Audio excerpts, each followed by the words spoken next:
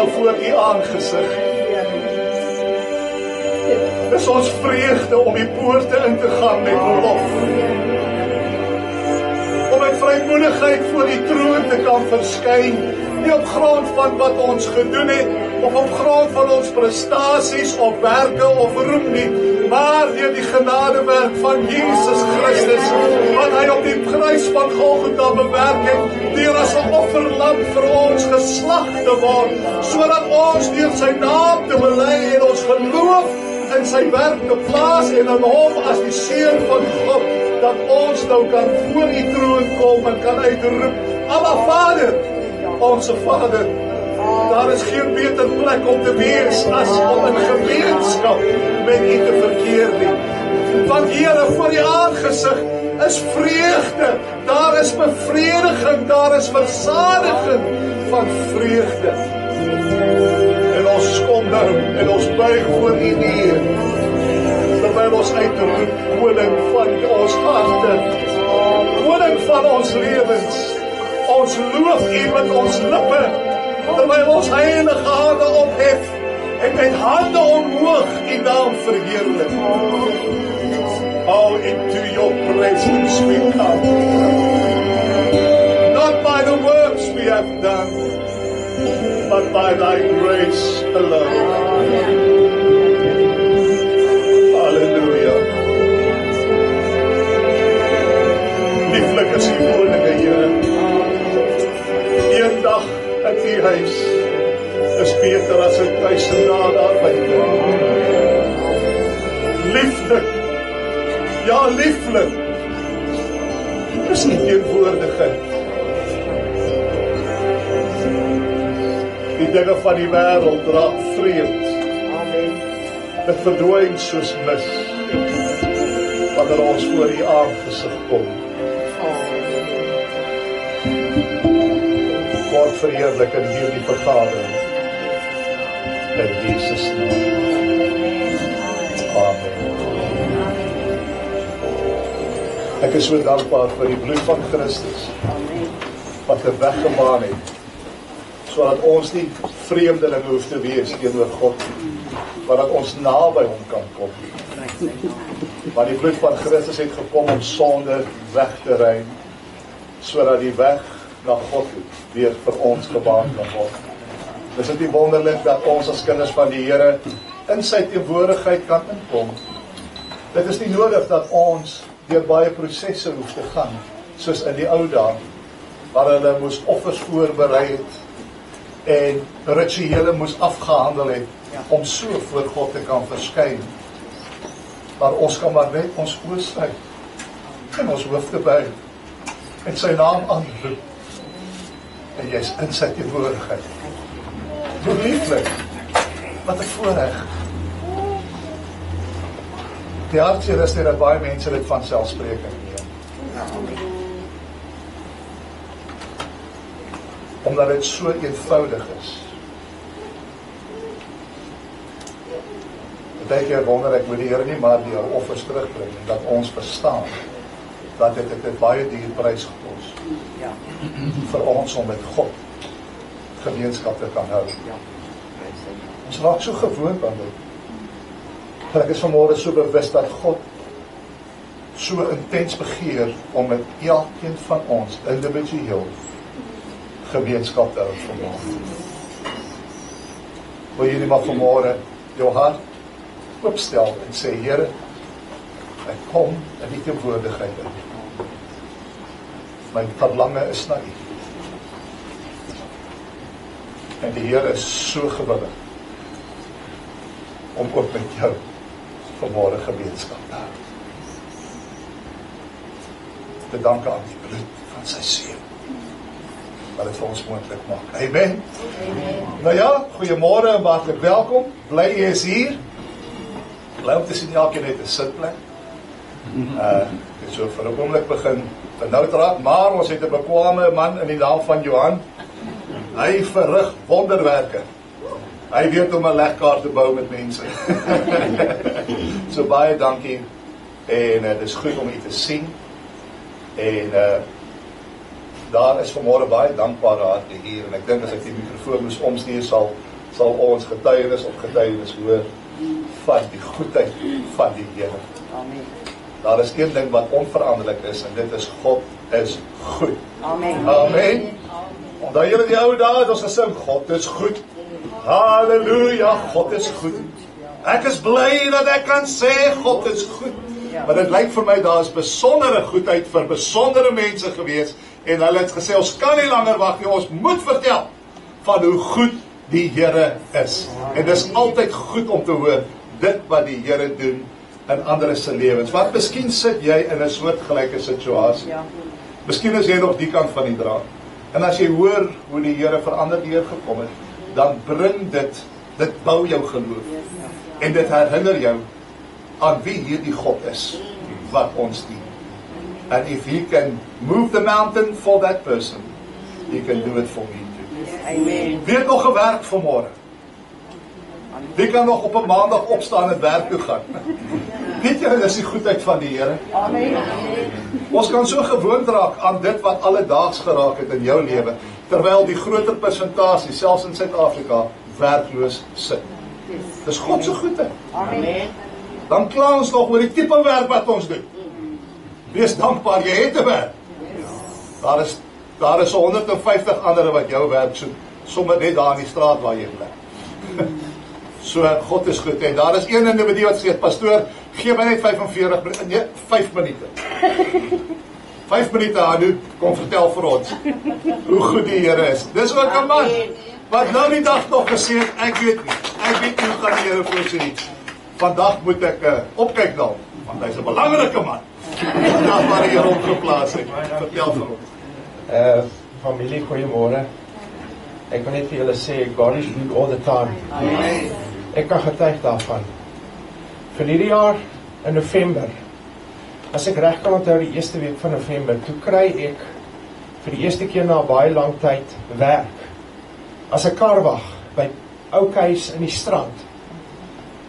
Hier by die 4de dag, maandagoggend begin.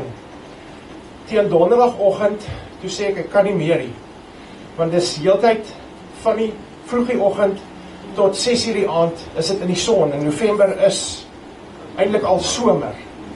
En ek gaan en ek sê vir my vrou, ek voel nie lekker nie. Kom, ons gaan maar net huis toe. Volgende dag gaan ek na Helderberg Hospitaal.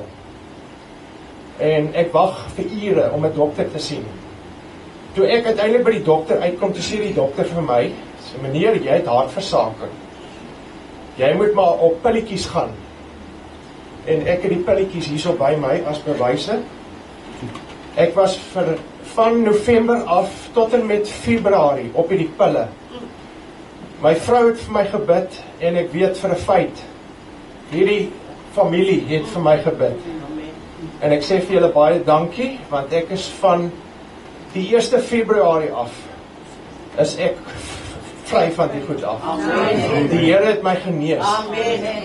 En ek wil net sê, God is good, en ek wil net vir julle sê, ek en my vrou bid vir julle ook, soos julle vir ons gebid het, so bid ons vir julle ook. Ons bid dat die Here 'n deurbraak in julle lewe sal bring, genesing, goddelike guns, dat hy sy die hemelsvensters vir julle gaan oopmaak, soos nog nooit tevore in julle lewens nie. Baie dankie. Amen. Jy nou klaar maak by die oog. Toe, ja, Sit jy weer by die huis? ja, toe sit ek maar weer by die huis. Ja. En ek was nou onlangs, het ek nou net 2 maande gewerk, Februarie, Maart. Verlede maand toe gee hulle vir my 'n bevordering in 'n hoër posisie. So, ja, prys die Here.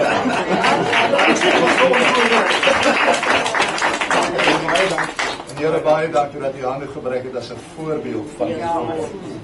Ek dank U dat U hand swaar op hom rus. En ek weet, Here, daar waar hy beweeg, is hy nog steeds voltyds in diens van die Here. En ek weet sy lig skyn, selfs daar in die sekuriteitsafdeling waar U hom geplaas het. En ek dank U dat U hom met sterkte toerus om sy werk met ywer te volbring. Maar bovenal, Here, dat U heerlikheid so deur hom sal straal, dat die wêreld daar buite die heerlikheid van God in hom sal sien, en dat hulle daardeur getrek sal word, om ook God te kan ken, soos Hanno hom ken. Seën hom baie ryklik, en ook sy familie, Here.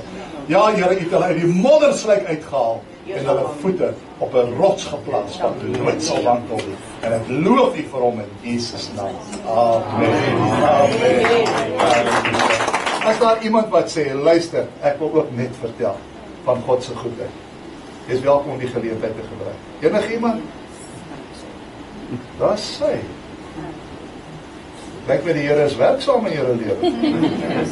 Is daar dan niemand wat kan vertel van hoe goed God is? Kom Fari. Ek weet ja, happy birthday. Goeiemôre familie. Ja nee, ek wil nog maar net sê, die Here is baie goed vir ons. Ek het so seker nou so maklik so 5-6 jaar wat ek met 'n been geloop het, wat ek so ontsaglik seer, dat ek nie saans kan slaap nie. Maar nogals, die Here is goed, en hy het my been aangeraak, en op hierdie oomblik, soos ek hier voor julle staan, is daar geen pyn. Amen. Ek het ook maar pilletjies nagejaag, dit gedoen en dat gedoen, want om my nag wakker te word, van dink ek dag op pyn, is nie lekker nie. Maar prys die Here, ek dank die Here daarvoor, dat hy my aangeraak het, en dat ek vanmôre kan sê, God is groot. En hy daar vir my en vir jou, so sterk vir altyd wat hom nodig het. Die wonderlik dat die Here gekom het om ons onberispelik te bewaar, na siel, gees en liggaam. En dat die Here intens belangstel in alle fasette van jou lewe. En ons dank hom daarvoor. Ek weet daar is die wat sê, God het my in my liggaam kragtig aangeraak. En iemand sê, my liggaam is 'n getuienis van God se goedheid, kan maar net amen sê. Maar as daar die wat sê, luister, die Here het my siel aangeraak. En kom ek sê vir jou, dis nog 'n groter wonderwerk, wanneer die Here jou hart kan verander.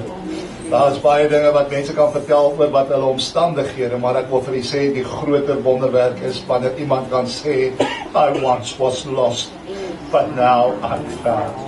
Ek was blind, maar nou kan ek sien. En ek weet daar is soveel van ons, indien nie almal nie, wat kan sê, that was me. That was me. Maar nou is ek 'n nuwe skepsel in Christus Jesus. Ja, hy het my uitgelig uit duisternis en my oorgebring in die koninkryk van lig in. Hy het my saam met hom opgebring tot in hemelse plekke. Ek was niks. Ek was dood in my misdade en my sonde, maar hy het my lewend gemaak. En ons dank God daarvoor. As u saam met dit stem, kan u maar sê dankie of amen of halleluja of net soos jy in jou hart. Want u mag dalk sê, man, ek weet nou nie, ek het nie 'n groot getuienis om te bring nie. Jy weet, ek was nou nie 'n drankverslaafde en 'n dwelmverslaafde en 'n tikkop en dit nie. En ek weet nog nie wat dit is om niks te hê nie, want ek het maar met die goue lepel.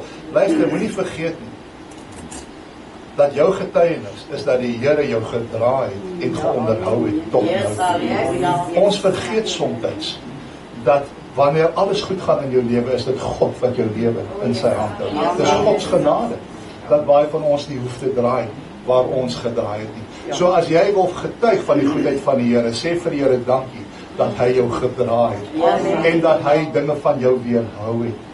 Dit is sy goedheid. God has kept you. Is daar iemand wat amen op dit kan sê? Amen. Amen. Dit is altyd vir my 'n besondere eer om die woord van God te bring, want dis nie my woord nie. Dis nie my Bybel nie. Ons is maar net hier om mekaar te herinner aan dit wat die woord van die Here ons geleer het, en dat ons daar volgens ons lewe sal inrig. Want is ons nie geskape om aan hom plesier te verskaf nie? Net baie mense, ek hoor hulle sê, maar die Here my dan nie gemaak om die lewe te geniet nie. Nee, die Here het jou nie gemaak om die lewe te geniet nie. Die Here het jou gemaak sodat hy jou kan geniet en sodat jy hom kan geniet. En daar's 'n groot verskil. En kom ek sê vir u, die Here geniet nie sonde. So as jy wil hê die Here moet jou geniet, moenie dink dat jy kan net aanhou in jou rebellie en dink God moet jou geniet nie. God created you for His pleasure. Not so that you can live the way you want to live. I want to live the way He wants me to live. So as jy hom lief het, kan ek sien, wie wil vanmôre bely, ek het die Here waarlik lief. Volgens die eerste gebod met my hele siel, met my hele verstand. Wel, onthou die woorde van Jesus in Johannes 14:15, as jy my lief het, sal jy jou lewe aflê vir my. Dis sinoniem aan dit wat Jesus gesê het, as jy my lief het, bewaar my gebooie. Wat help het ek sê vir my vrou, ek is lief vir haar, maar ek gaan verneek haar met allerlei ander vrouens agter. Wat help dit? Ek vereer haar met my lippe, maar my hart is op 'n ander plek. Is dit nie wat die Here gesê het nie? Hy sê, my volk vereer my met hulle lippe, Matteus 5:8, maar hulle hart is ver van my af. En dit gebeur so baie. Ons weet mos wat om te sê. Ons sê die regte ding, ons weet waarom amen te sê. Ons ken al die liedjies uit ons kop uit en ons is kerk groot geword. Maar waar is jou hart vanmôre? As jy hom dan waarlik liefhet. Hoekom flankeer ons met die hoereerders van die wêreld geestelik gesproke? Hoekom pleeg ons soveel geestelike hoerery? En met hierdie selfde mond sê ons, Lord, I love you. Maar met dieselfde mond spreek ons vervloeking uit. Met dieselfde mond sing en praat ons die lelikste goed. Met dieselfde oë wat gegee is sodat ons God kan aanskou ons die lelikste goed. Met dieselfde hande wat ons gegee was om God te aanbid, doen ons die verskriklikste goed. Laat ons nie twee Here dien. Kies dan vanmôre wie jy wil dien. Ek het eendag vir iemand gesê, ek sê, wie is die mislikste Christen? Is die een wat 'n Christen is, maar hy probeer 2 lewens leef in een. Dis 'n mislike Christen. Want hy voel heeltyd skuldig. Hy is heeltyd in stryd. Jy het agtergekom. Jy wil die Here dien, maar jy is hierdie ding en dan voel jy skuldig en jy's in stryd en jy worstel en jy soek 'n versie in die Bybel om te regverdig wat jy doen, jy weet en al daai. Luister, as jy vrede wil hê, hou op stry met die Here. Hou op in stryd wees met God. Onderwerp jy. En sê, Here, wel, ek het gedink ek weet hoe die lewe werk, maar kyk net waar die lewe my uitgebring. Hoe sê Dr. Volk? So how's it working out for you? Jy sê nou jy's so slim, hoe werk dit vir jou uit? Nee? So mag die Here ons help dat ons liefde sal verklaar deur hoe ons aan hom onderworpe is. Nou broer en suster, ek weet dis Moedersdag en ek weet die wêreld maak 'n groot hoe oor Moedersdag, maar dis net nog 'n dag. En broer en suster, die tyd is so min. Dat ek het nie tyd om nog 'n diens te spandeer om nou net met moeders te praat nie. Ons wil siele in die hemel kry. Dis vir my, as ons hier uitstap, wil ek seker maak dat niemand kan sê na hierdie diens, ek het nie 'n kans gehad. Dat elkeen kan sê dat ek het 'n kans gehad.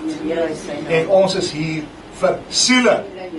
En besonder vir moeders en in besonder vir pappas en ook vir seuns en dogters. Ons is hier want siele is ons besigheid. Weet jy hoekom is dit ons besigheid? Want dit is God se besigheid. God se besigheid is mense. Jesus het aarde toe gekom. Wat? Vir stede. En vir riviere. En vir grondgebied. Nee, hy het aarde toe gekom vir mense. So lief het God die wêreld gehad. Hy het die kosmos so lief gehad dat hy sy seun gegee het sodat elkeen wat in hom glo. So God se besigheid is ons besigheid. En met dit in gedagte wil ek vanmôre vir u nooi. Ons gaan net een vers lees vanmôre. En vanmôre se tema wat ons moet nou 'n tema sit. Lyk dit vir my nie ons moet nie, maar dit is goed. Is om God se aangesig te soek.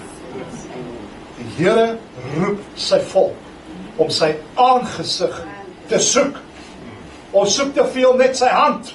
Here help hier, Here gee hier, Here gryp daarin. Nee, ons moet sy aangesig soek. En ek wil u nooi om saam met my te lees in 2 Samuel hoofstuk 21 en ons lees net vers 1.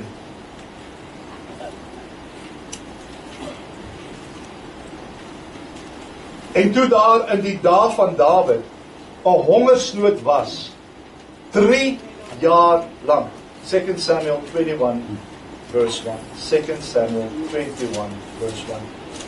If you are at Matthew, you are too far. Turn back. Turn around, sister. 2 Samuel 21 verse 1.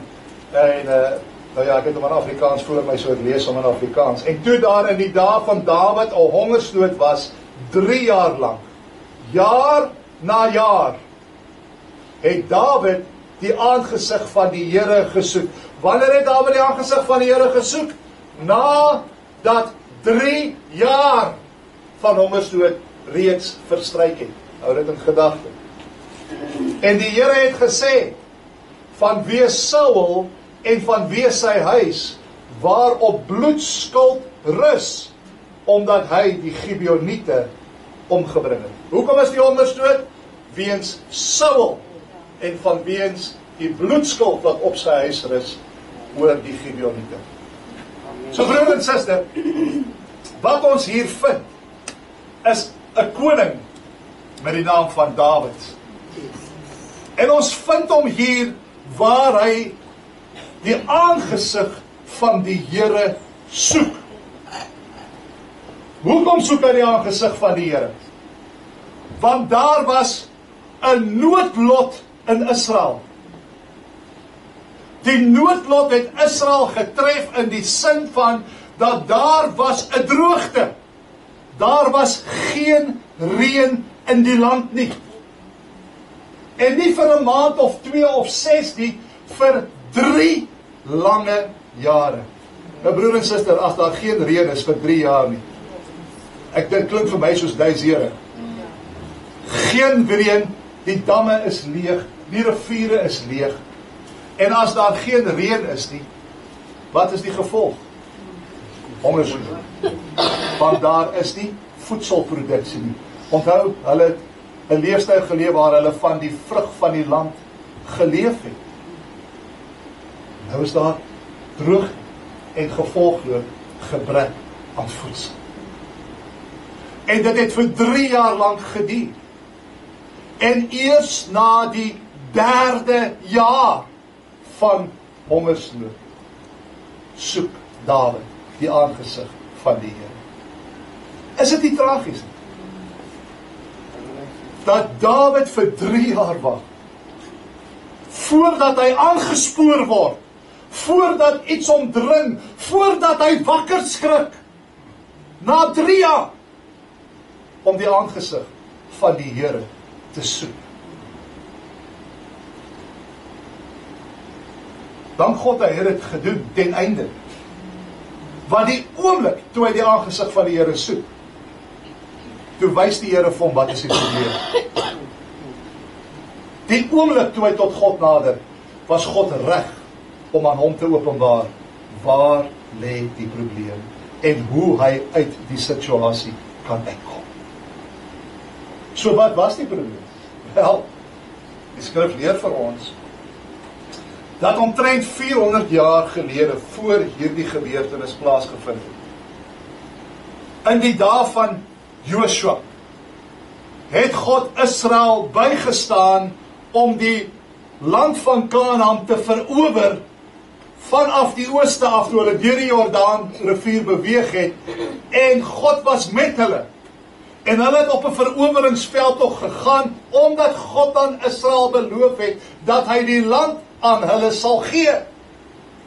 En ons sien soos wat hulle beweeg het, hulle het begin met die eerste stad, met Jericho, en God het vir hulle bygestaan, en God het vir hulle opdrag gegee oor hoe hulle die oorlog moet benader, en ons ken die verhaal van die mure van Jericho wat geval het, en dit was 'n magtige oorwinning, en ons sien daarna hoe hulle oorwinning op oorwinning gesmaak het, van daar af na 'n dorpie met die naam van Ai. Eers was hulle ongehoorsaam, en Joshua het gedink, nee, wat stuur maar net 5000 manne, ons gaan hierdie manne so vinnig oorweldig, want kyk ons vorige oorwinning, en dis 'n probleem, want baie keer dink jy, omdat jy 'n vorige groot oorwinning gehad het, dat, ag, jy het nie nodig om die aangesig van die Here te soek vir hierdie saak nie, dis soms maar 'n klein saakie. Pas op, dis presies wat Israel gedoen het. Hulle het die aangesig van God gesoek vir Jericho, en toe Ai, die klein dorpie kom, dan hulle, ag nee, wat ons is mos, kyk net, ons geskiedenis, ons sal hulle oorweldig, en hulle soek nie die aangesig van die Here. Ja, wat het gebeur? Ai het hulle manskappe oorweldig. Toe besef hulle, klein of groot, soek die aangesig van die Here. En toe het hulle teruggekeer en God het hulle die oorwinning oor Ai gegee, hulle deurbeweeg na Bethel toe, God het hulle die oorwinning oor Bethel gegee, en uiteraard, as gevolg van hierdie oorwinnings, kon die hele nasie in Kanaan sien, al die verskillende stamme kon sien, die hand van die Here van Israel rus op hierdie volk. En ek dink as ek een van die ander nasies wees en ek weet hulle is op pad vir my, dan dink ek het my broek begin bewe en ek het begin benoud raak. En dis presies wat gebeur het, want een van die volgende dorpe wat hulle sou inval, was 'n dorpie met die naam van Gibea. En toe hierdie Gibeoniete hoor dat Israel is op pad, toe is hulle diep benoud.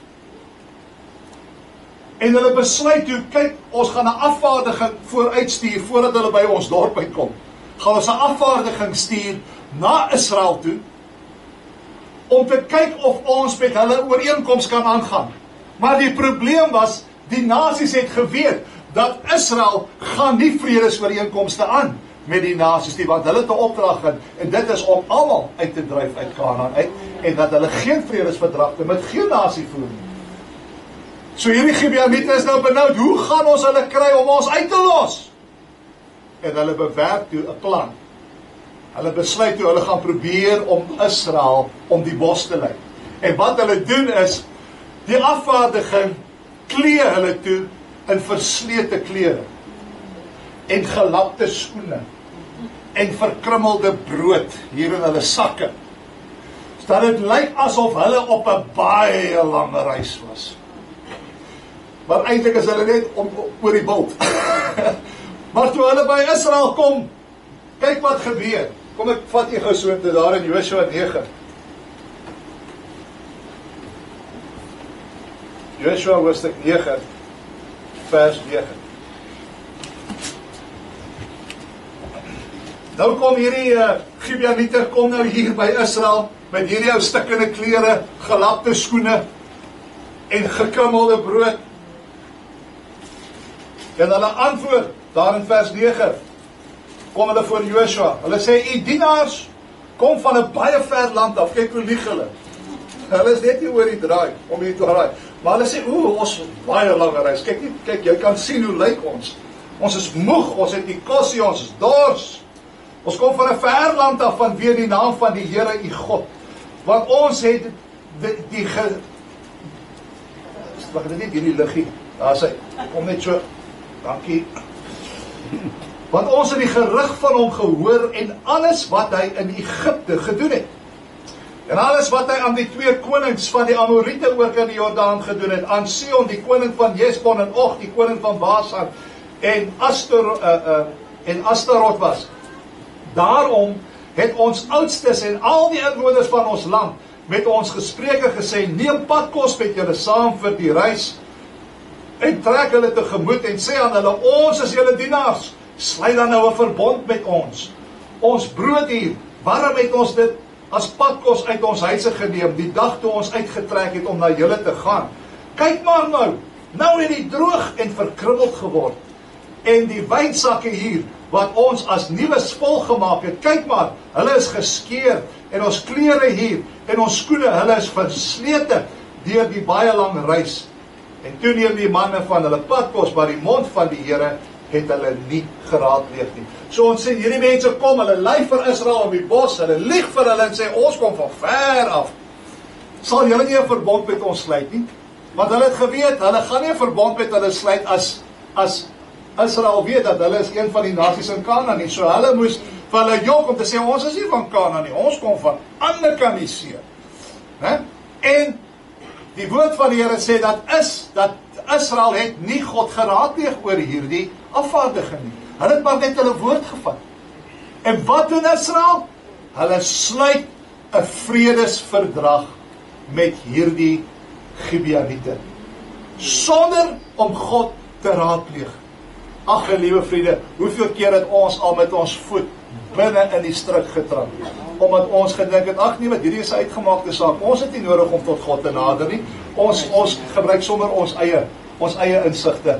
Nee wat, daar's geen probleem nie, kom ons doen hierdie ding. Net om in die struik te trap, omdat jy gedink het, dat jy weet beter. En dis presies wat hier gebeur het. Hulle was arrogant, hulle het God nie geraadpleeg nie. En kyk wat gebeur toe, daar in vers 17. En die kinders van Israel het naamlik weggetrek en op die 3de dag by hulle stede gekom, en hulle stede was Gibeon, en Kefra, ek sê altyd Gibeon, dis Gibeon, en Kefra, en Beerot, en Kiriat Jearim. Maar die kinders van Israel het hulle nie verslaan nie, omdat die owerstes van die vergadering vir hulle gesweer het by die Here, die God van Israel, die Here vergadering het toe teen die owerstes gemurmureer. Daarop sê al die owerstes aan die hele vergadering, ons het self vir hulle gesweer by die Here God, die God van Israel, en nou mag ons hulle nie aanraak nie, want ons het nou 'n eed met hulle. Dit sal ons aan hulle doen en hulle laat lewe, sodat daar nie toorn oor ons kom terwille van die eed wat ons vir hulle gesweer het nie. Verder sê die owerstes vir hulle, laat hulle lewe, en hulle het houtkappers en waterputters geword van die hele vergadering, soos die owerstes aan hulle gesê het. So omdat hulle hierdie eed afgelê het, moes hulle by die eed bly, because two wrongs don't make a right. Jy kan nie nou, omdat jy nou ongehoorsaam was, maar nou jy eed afgelê, nou die eed gaan breek nie, want dit is ook teen die wil van die Here. So hulle laat toe hierdie volk onder hulle bly. En hierdie volk het vir 400 jaar, was hulle dienaars van Israel gewees. Hulle was waterputters en klipkappers gewees. En toe, wat gebeur? Toe kom daar 'n koning, en sy naam was Saul. Na 400 jaar, waar hierdie volk onder hulle gebly het, en die eed gehandhaaf was. En wat kom doen koning Saul? Saul begin stelselmatig hierdie volk verdruk. En stelselmatig begin hy hierdie Gibeoniete uitroei. Ons hoor so baie die woordjie genocide. Saul het 'n volksmoord begin onder die Gibeoniete. Nie alles op een slag nie, stukkie vir stukkie. En as gevolg van die bloedskuld, want dit het bloedskuld op Israel gebring, en as gevolg van dit, het God gereageer met 'n droogte. En hy het die droogte gebring om aandag te trek, om die volk te kry, om weer terug te keer na hom toe, om weer sy aangesig te begin soek, want hulle het begin dinge doen, buitekant die wil van die Here, op hulle eie stoom aangegaan, en God nie geraadpleeg nie. En God stuur die droogte. Maar ons sien dit vat 3 jaar, voordat iemand wakker skrik. Teen daardie stadium was Saul al nie meer koning nie, Dawid het oorgeneem, het was vroeg na die oorname van koning Dawid, maar die tragedie tref die volk in die tyd van koning Dawid. Nou broer en suster, dink gou 'n bietjie hieroor. Is dit nie tragies nie, dat dit in soveel gevalle traumatiese ervarings vat in ons lewe, voordat ons by 'n punt kom, waar ons die Here aanroep, waar ons sy aangesig begin soek. Vir Dawid en vir die volk het dit 3 jaar van droogte geneem. Dawid het vir 3 jaar gesien hoe dinge agteruit gaan, voordat hy wakker skrik en agterkom iets is fout. Something is wrong here. 3 volle jare.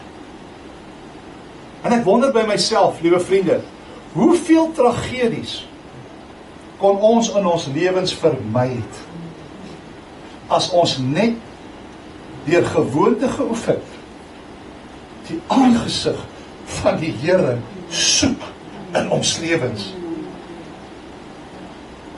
Hoe tragies dat dit tragedies vat voordat soveel van ons wakker skrik. Want jy sien, ons het dit te gemaklik.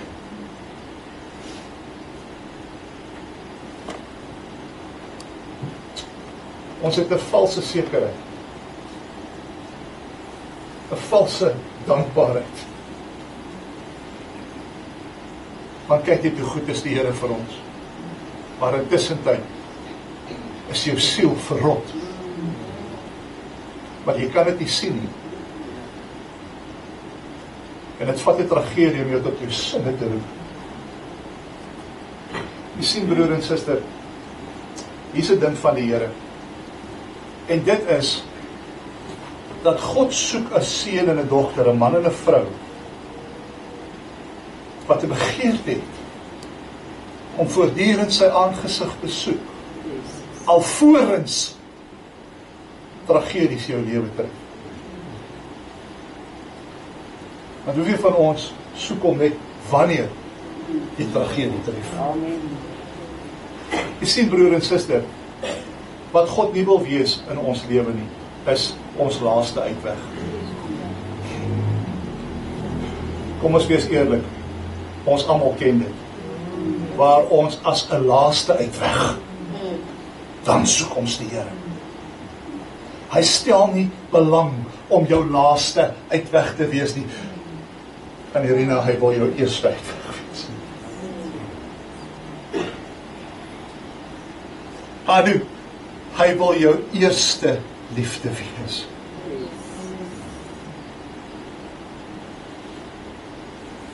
Het vir 'n gemeente geskryf aan Efese. Waar daar sit Augustine en waar is Petulia hier? Daar sit Petulia, ons het Woensdag by die bid hier, het ons gepraat oor die Efese gemeente. En hoe die Here na hierdie gemeente gekyk het daar in Handelinge 3. In Handelinge 2, Handelinge, die Openbaring 2, verskoon tog. En hy vir hulle sê, man, ek sien julle werke, ek sien julle arbeid, ek sien hoe julle doenig is daar by die kerk. Julle is besig en is goed en is reg. Hy sê, en ek sien dat julle haat die werke van die Koalite, en ek sien dat julle is ywerig. Hy sê, maar ek kyk verder as dit jou aktiwiteite. Want ons kyk baie na wat voor oë is. Ons sê, dis 'n wonderlike mens. Kyk net hoeveel gee hy vir die gemeenskap. Kyk net hoe betrokke is hy oral. Net soos die Efese gemeente. En dis ook goed. Daar's nie fout daarmee nie. Maar die Here sê, ek het dit teen jou, dat jy jou eerste liefde verlaat het. En hy herinner die gemeente. En hy sê vir hulle, onthou julle die dag van julle redding. Onthou julle hoe lief julle vir my was. Julle kon nie wag om saam met my tyd te spandeer. Julle was so verlief, want dit was die verlovingstyd en ek was julle alles gewees. Hy sê, maar soos die tyd aangaan, het ander dinge prioriteit begin geniet. Bokant. En hy sê, ek wil hê julle moet begin dink oor hoe dit was. En hy sê vir hulle, doen weer die eerste werke. Doen weer wat jy gedoen het, die dag toe jy hom die eerste keer ontmoet het. Hy sê, bekeer jou, en doen weer die eerste werke. En daar is maar baie dinge wat ingeslyp het, in almal van ons lewens, wat prioriteit geniet. Dink gou, as jy by die huis kom in die aande, en moenie vir my sê, jy het nooit tyd vir jouself nie. Ons almal het spaartyd, het ons nie? Ek weet ons moet werk. Ek weet ons het mense om te sien, dinge om te doen, plekke om te gaan. Maar ons almal het spaartyd. Maar dink gou, as ons te praat van eerste liefde, wat is die eerste ding wat meeste mense doen wanneer hulle by die voordeur instap? Sit die TV aan.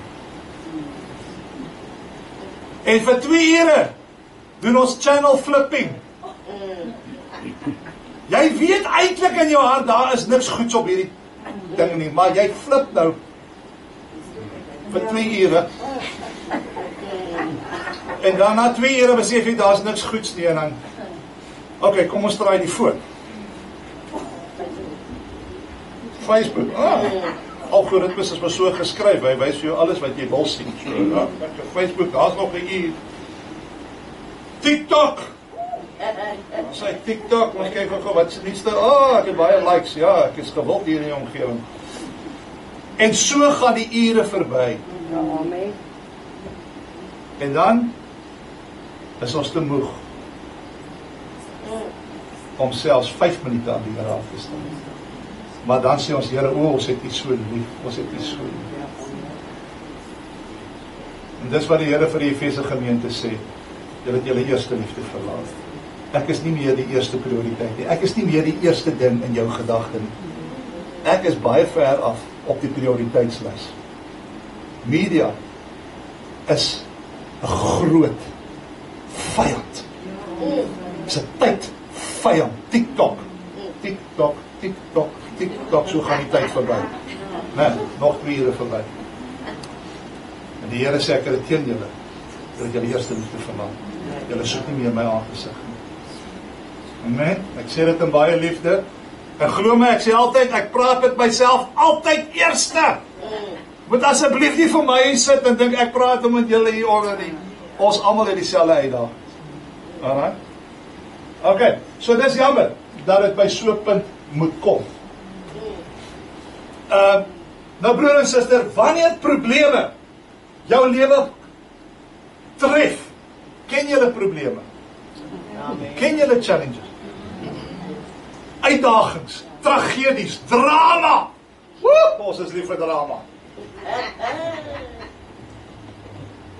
Party van ons kan nie funksioneer as daar nie drama is nie. As daar nie is, ja, skep ek drama. Nee, drama queens. En ja, meneer Kathleen, ja, as die skoen jou pas, né?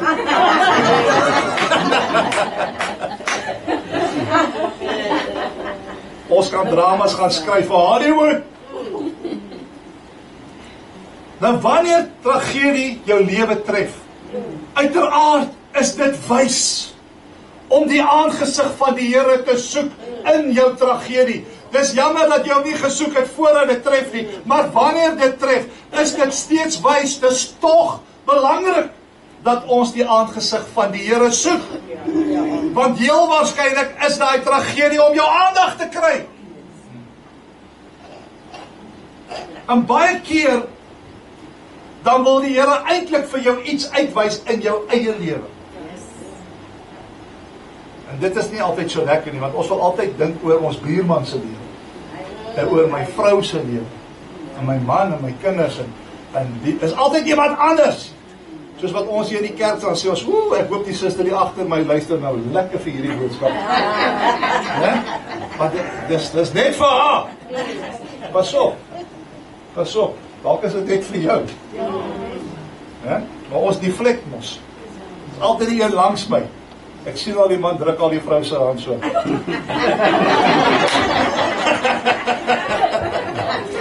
Het gebeurt ons moes hier wees vanmôre. Dankie pastoor, jy spaar my nou baie hier. Maar dis wat ons doen. So luister wanneer tragedie kom en soek die aangesig van die Here, want waarskynlik wil hy iets in jou lewe vir jou uitwys. En dit is ongelukkig so dat dit vat soms swaar omstandighede om jou aandag te kry. Want ons is bietjie dikvellig, is ons nie. Dit vat soms uit swaar situasies. Weet jy hoe vat dit swaar omstandighede? Want ons as mens is mos muile. Julle ken muile, donkies. Net die Bybel praat van muile. Waar staan dit dan nie van die muile? Daai versie, ja. Maar die Mark het gesê Psalm 32. Net na Genesis. Net gaan, dis iewers net na Genesis. Dis reg. Johan, dankie vir daai woord van wysheid. Psalm 32. Hoor hierson. Dit is hoe ons baie keer is. Hy sê vers 9. Wees nie soos 'n perd nie. Soos 'n muilesel wat geen verstand het nie. Wat 'n mens moet tem met 'n toom en 'n teel as sy tuig. Anders kom hy nie naby jou nie. Jy moet mos maar 'n stam in 'n perd se bek sit om hom te kry, om te gaan waar jy wil hê. Jy moet met teels, met muile en donkies moet jy met teels vasmaak sodat jy hom kan beweeg in 'n rigting. En die Here sê vir sy kinders, moet nou nie soos 'n perd wees nie. Moet nou nie soos 'n muilesel wees nie wat jy moet tem nie. Maar dit is hoe ons is. En dis hoekom dit soms vat dat die Here ons moet tem. Hy moet omstandighede kry, want hy sien, jy's in 'n verkeerde rigting op pad. Broer en suster, luister, die Here het nie behaag daarin om ons seer te maak. Hy verlekker het. Hy het nie behaag in die ondergang van die God. So Esegiel 18:23. God doesn't find pleasure in the destruction of people. Maar ons as mense is op 'n selfdestrukroete, baie van ons. God het niks daarmee te doen nie. Jy's op 'n selfvernietigingsroete. Maar die Here, hy wil jou eintlik lei net met sy oog. Hy wil nie pynlike prosesse gebruik nie. Jy weet, ek en my vrou, ons kom al 'n tydjie aan. Sy kan net vir my kyk op 'n sekere manier, dan weet ek, bly staan. En dan maak sy, dan weet ek, kamer toe. Because sy lei my met haar oog, broer. Sy het weer sy woord te sê nie. Sy check al net uit. Dit is wat gebeur wanneer jy lank saam met iemand stap. Jy het eers baie woorde nodig. Het doen? Kan jy ook net vir haar so kyk, dan weet sy presies wat jy doen. Sy hou op. Maar dis hoe die Here ons wil hê. Kyk jy gou wat sê hy hier in Psalm 32 vers 8. Hy sê, ek wil jou onderrig en jou leer aangaande die weg wat jy moet gaan. Ek wil raad gee, my oog sal op jou wees. Ek wil eintlik net kyk vir jou. En deur my kyk wil ek vir jou onderrig. Deur my kyk wil ek vir jou raad gee. Maar dis net moontlik as ons in 'n intieme verhouding met ons is, want dit groei deur verhouding. Kom van ek almal vir my kyk en dink ek, wat gaan jy in kop? Jy kyk nou so vir my. Wat wil jy? Wat wil jy? Soek jy die baadjie? Jy kyk nie so vir my. Verstaan jy wat ons kom nie so lank aan soos ek en my vrou nie. Maar as ek nou elke dag by hom vaar is, dan dink ek gaan ek sy kyk leer ken. Ek gaan weet wanneer is hy kwaad. Ek gaan weet wanneer is hy gelukkig. En dis hoe die Here ons wil lei. Die Here het nie behaag in pynlike prosesse nie, maar partykeer verg dit 'n pynlike proses om jou aandag te kry. Dink vir jouself, my liewe vriend, die Here het jou lief met 'n onuitspreeklike liefde. En die Here praat egter gedurig met ons, maar ons het verleer om sy stem te ken. Nou sien die Here, ons is op 'n sekere weg, en hy sien hierdie pad loop na vernietiging toe. En hy praat met jou, maar jy hoor nie. Jy hoor nie. En wat doen die Here dan? Omdat hy ons lief het, nou bring hy iets oor jou pad. Hy bring tragedie oor jou pad. Want dit is baie keer wat dit vat om jou tot stilstand te doen.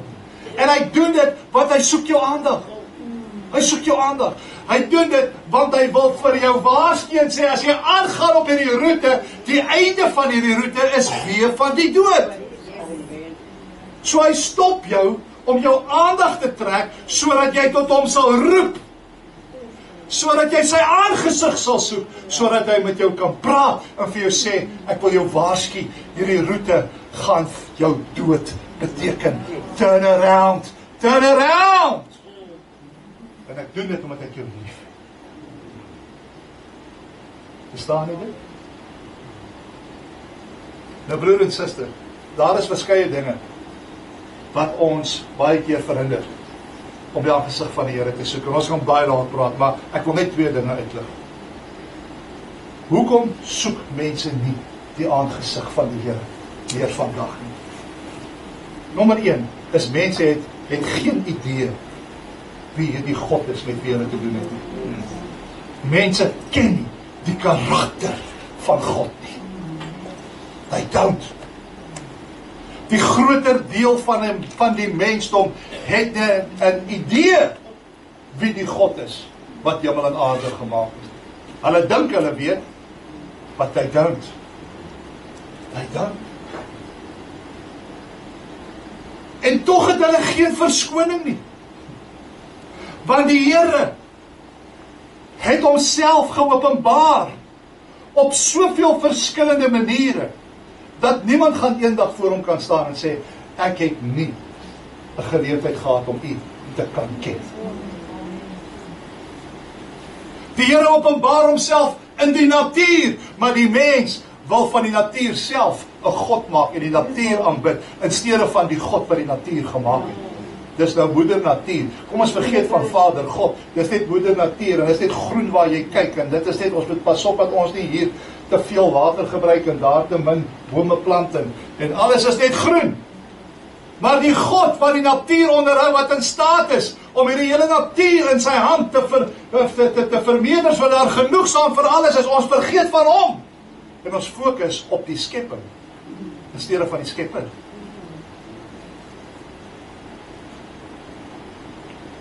En God het homself geopenbaar in die natuur. Die natuur is geskep sodat ons 'n soeke na God sal hê deur te kyk na sy handewerk.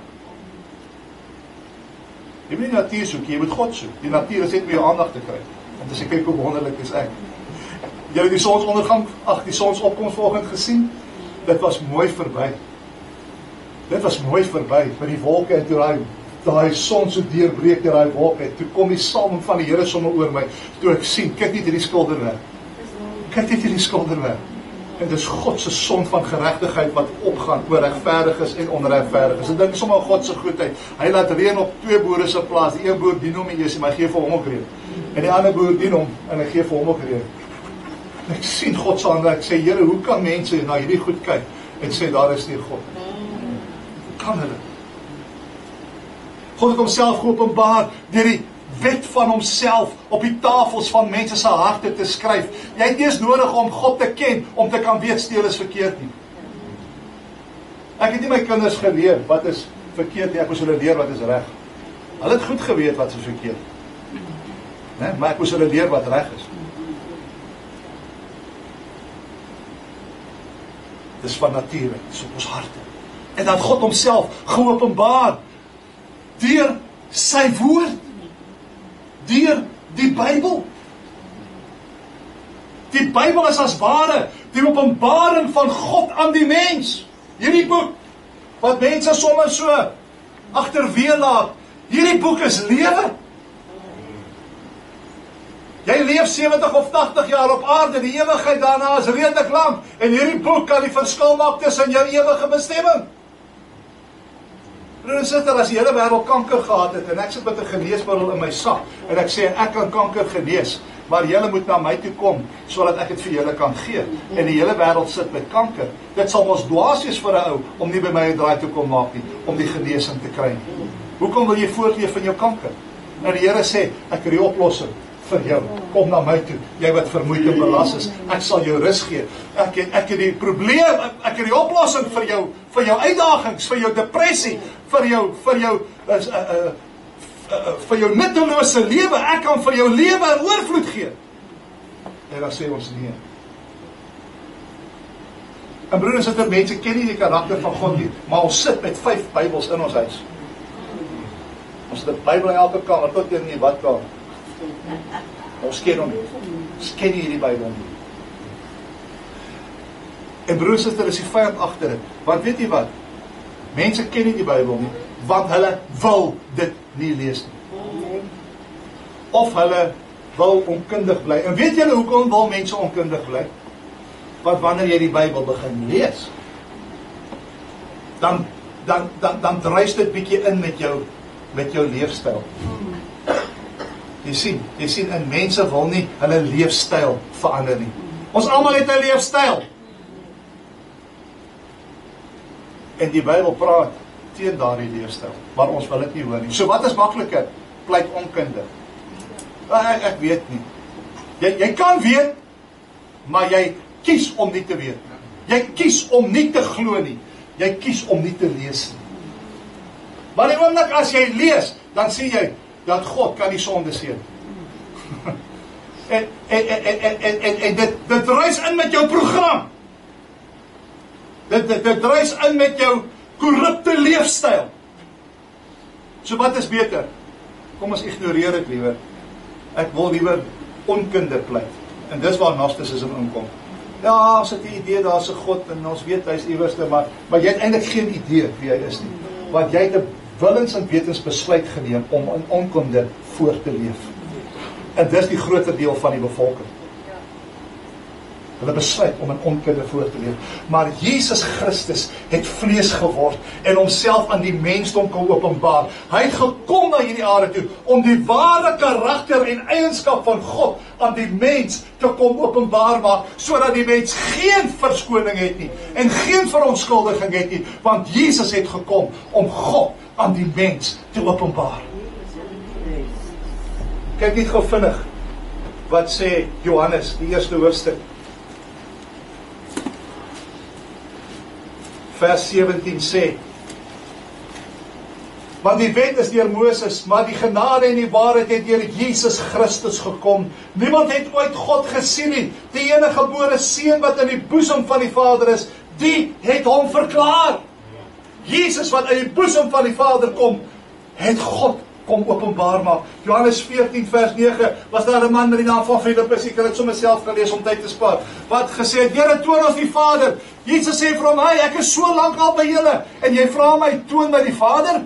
Hy wat my gesien het die Vader gesien. Jesus sê, ek het gekom om God aan julle openbaar te maak. En jy vra, toon my die Vader? Kyk na my, dan sien jy wie God is. Kyk wat sê Hebreërs 1. Hy sê daar in vers 1, nadat God baie kere en op baie maniere in die oudheid gespreek het tot die vaders, deur die profete, het hy in hierdie laaste dae tot ons gespreek deur die Seun. Want hy is erfgenaam van alles aangestel het, deur wie hy ook die wêreld gemaak het. Hy wat die afskynsel is van sy heerlikheid en die afdruksel van sy wese en alle dinge dra deur die woord van sy krag, nadat hy deur homself die reiniging van ons sondes bewerk het. Jesus het gekom om God te openbaar. En broer en suster, wat het Jesus vir ons geopenbaar aan God? Die wonderlikste dinge. Hy het byvoorbeeld aan ons geopenbaar, Ronel, dat God intens belangstel in jou. Hy stel belang in jou. Hy stel belang in die fynste detail. Hy sê in Lukas 12, 7 en 8, hy sê tot die hare van jou hoof is getel. Ek dink nie as jy weet hoeveel hare jy het nie. God sê hy weet. Dis hoe intens hy belangstel in jou. Hy sê daar, in Matteus 10:29, hy sê, kyk na die voëls van die hemel. Hy sê, kyk al die mossies. Hulle val op die aarde. Jy weet nie eens hoeveel mossies nou geval het in die laaste uur op die aarde. Maar God weet. En dan sê hy, en weet dit my kind, jy is meer werd as baie mossies. Kyk, jy toe intens belang God in jou stel. Ons weet dat deur Jesus Christus, dat God het aan ons geopenbaar, dat hy ons ontsaglik lief het. Hy het ons oneindig lief, en hy wil jou help, hy wil jou red. Maar hy wil dit doen volgens sy plan, en volgens sy wil. Maar hy is daar om te help. En dan het Jesus geopenbaar dat God wil met ons gemeenskap hê. Michael, God wil jou vat. En hy wil jou eintlik net vir homself hê. Want hy sê, jaloerse God, hy wil jou vat. Hy sê, Michael, kom ek en jy, ons gaan 'n bietjie stap. Soos hy lied sê, and he walks with me. And he talks with me. Hy wil jou vat deur die paradys van jou lewe. En hy wil met jou gemeenskap hou, en hy wil sy diepste begeertes aan jou openbaar maak, maar hy kan nie sy geheimenisse met enigiemand deel nie, want dit sal vir baie mense oorweldigend wees. Maar hy soek die wat intimiteit met hom soek, en hy wil dinge aan jou bekend maak. Hy wil homself aan jou openbaar maak, en hy wil hê dat jy sal ervaar die heerlikheid van hom in sy teenwoordigheid te wees. Maar hy soek daai individu. Rina, gaan jy een van hulle wees wat sê, Lord, I want to walk with you because I want to know what is inside your heart. En die Here kom en hy soek sulke mense. Sal hy vanmôre in hierdie gehoor so iemand vind wat sê, Here, dis my grootste begeerte om net met U te wees. En Jesus het gekom om dit te openbaar. God soek gemeenskap met jou. Hy wil hê dat jy kom sit aan sy voete.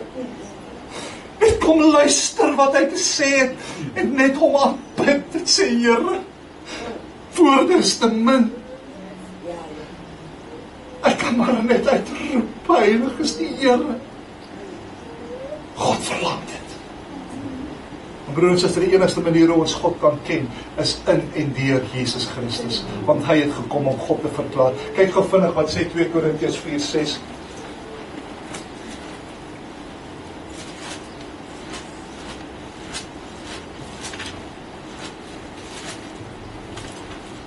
Hy sê daar, want God, wat gesê het dat daar uit duisternis lig moet skyn. Dit is hy wat in ons harte geskyn het, om die verligting te bring van die kennis van die heerlikheid van God in die aangesig van Jesus Christus. Jy sien, wanneer jy na Jesus kyk, wanneer jy sy aangesig aanskou, dan aanskou jy die aangesig van die heerlikheid van God.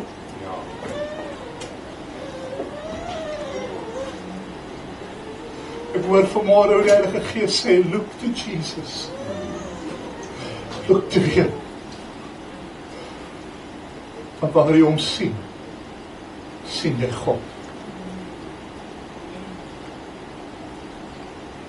Broer en suster, een van die uitstaande kenmerke van 'n ware kind van die Here is dat so iemand 'n onversadigbare dors het na die teenwoordigheid van God.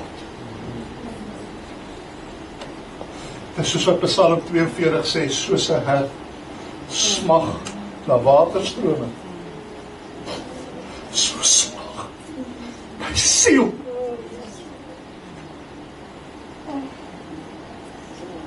Is jy nog dors vir die Here? Het jy al gesien hoe drink iemand wat regtig dors is? Jy vergeet van etiese kodes, né? Gaan wandel bietjie deur 'n woestyn en jy nie water vir 3 dae nie. En jy kom by 'n oase. Gaan jy wag dat iemand eers vir jou 'n glasie aanbied? Gaan jy mooi in 'n ry staan? Nee. Jy gaan spring in daai water. En jy gaan drink tot jy vol is. Jy's in die water en die water is in jou en jy dobber soos 'n rubberdak op daai water. Want jy's dors. Weet jy wat? Ons het ons dors vir God verloor. Ons kom Sondag en dan ons kom proe maar net. Is die water na my smaak?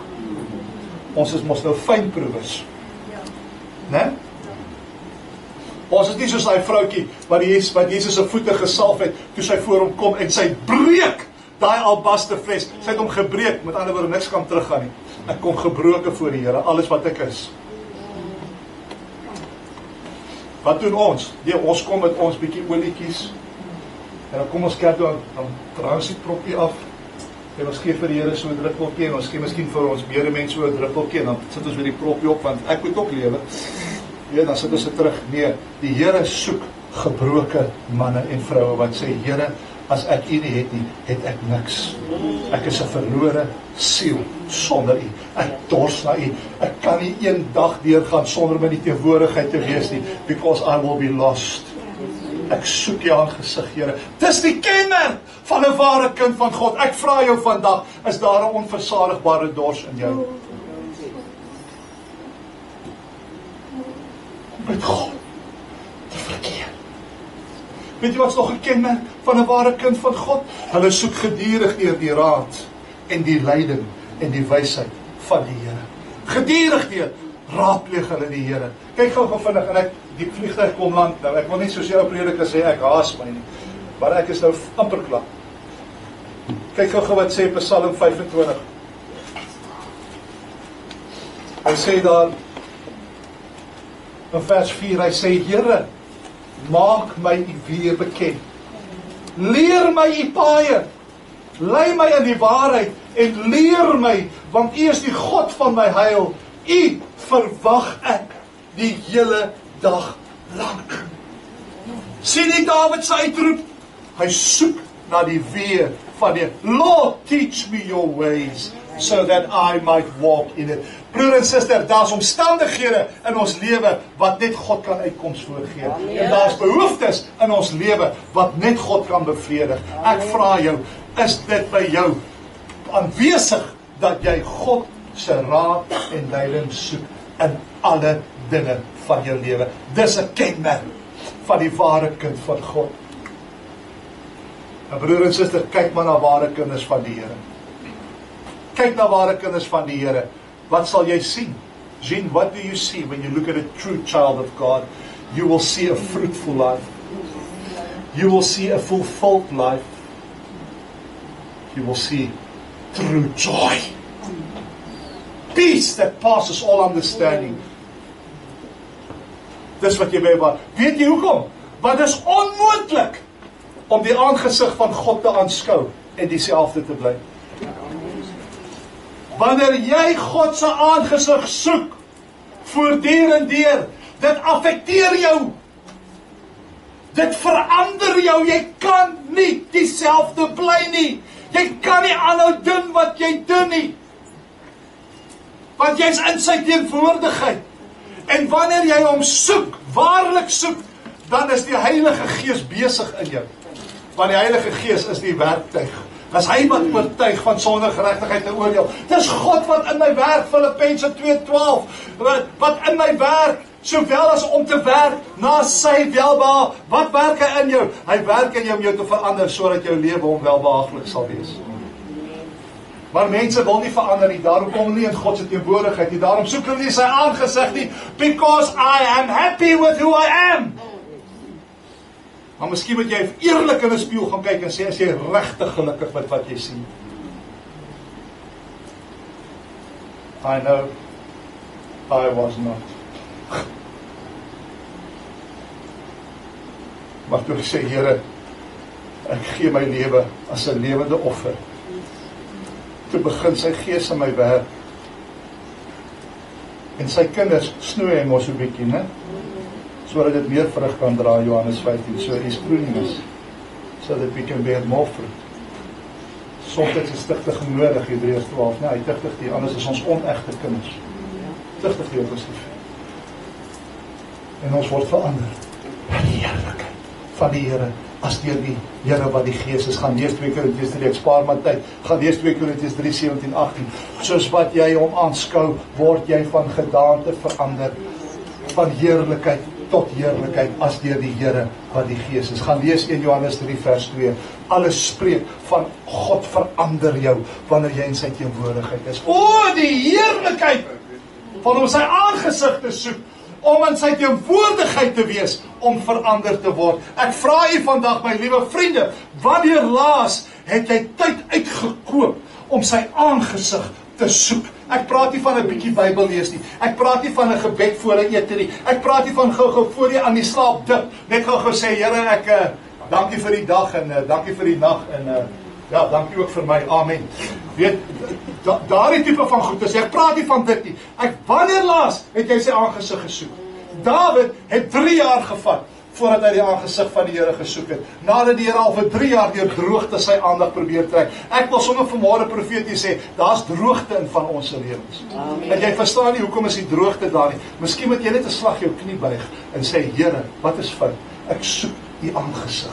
Want die Here soek jou aandag. Hy probeer met jou praat, maar jy is hardkoppig. Jy soos daai myl van Psalm 32 en hy sê vir jou, kom terug na my toe. Ek het iets om vir jou te sê. Daar's dinge waarmee gedeel moet word. So wanneer laas? Broer en suster, weet jy wat? Ons volk is in groot moeilikheid. Amen. Suid-Afrikaners, hierdie land is op 'n baie styl afdraande. Morele waardes bestaan nie meer nie. Moord is aan die orde van die dag. Boosheid is aan die orde van die dag. Mense hoereer, mense verskree mekaar, mense leef net vir hulle self. Broer en suster, as dit so aangaan, ek wil vir jy sê, jou kleinkinders het nie 'n toekoms nie. Ons is in desperate situasie. Nou wil ek vir jy vra, hoe meer desperaat moet ek nog raak, voordat ons as kerk gaan wakker skrik, en die aangesig van God gaan soek. If my people, 2 Korintiërs 7:14, who are called by my name, will humble themselves and pray, and turn from their wicked ways. I will hear from heaven and I will heal their land. Wat gaan dit vat? Kan ek maar 'n challenge gooi vandag? Ek is nou klaar, maar ek wil 'n challenge gee. Ek daag enige iemand uit wat vanmôre sê ek hoor God praat met my ook. Vat 1 uur in hierdie week. En wanneer jy weer by die huis instap en jou default is sit die TV aan, of jou default is half 'n Facebook uit, moenie daai knoppie druk nie. Vat 1 uur en soek God se aangesig. Amen. Dink net vir jouself wat 'n verskil dit sal maak as ons dit commit vanmôre. Wat 'n verskil sal dit maak in jou persoonlike lewe? Wat 'n verskil sal dit maak in jou familie se lewe? Wat 'n verskil sal dit maak in jou gemeenskap waar jy beweeg? Ja, ek gaan dalk nie die wêreld kan wen, but I can start with my own family. Amen. Vat dit 'n uur. Kyk wat dit doen. Volk van God, soek die aangesig van die Here. Dawid het dit gedoen en die Here het hom geantwoord en hy het vir hom gesê wat die probleem was en hy het hom ook die weg uitgewys. En ek waarborg u vanmôre, die Here staan gereed om ook jou te antwoord en vir jou die weg uit te wys, mits jy jou knie buig en sy aangesig soek. Sal jy dit doen? Hemelse Vader, ek het vanmôre gelewer, dat het u op my hart gereed om te lewe, op hierdie pragtige wintersmôre. Ek vra nou Heilige Gees, dat u hierdie werk sal voortsit, Amen. waar elkeen na hulle onderskeie huise gaan, dat u die een sal wees wat oorbly. Sal u werksaam wees. Ek vra dat die saad van die woord wat gesaai is, dat dit benat sal word, dat dit bewerk sal word. En ek vertrou vanmôre, Here, dat daar was goeie grond, waarop die saad geval het. Ek bid u vir 'n oes, Amen. vir 'n sieleoes, en vir veranderde families, en individue, wat sê, ek in my huis, ons sal die Here dien. Ek vra dit in Jesus naam. Baie dankie dat u so geduldig met ons is. Dat u genade so onbeskryflik groot is. Ek eer u daarvoor.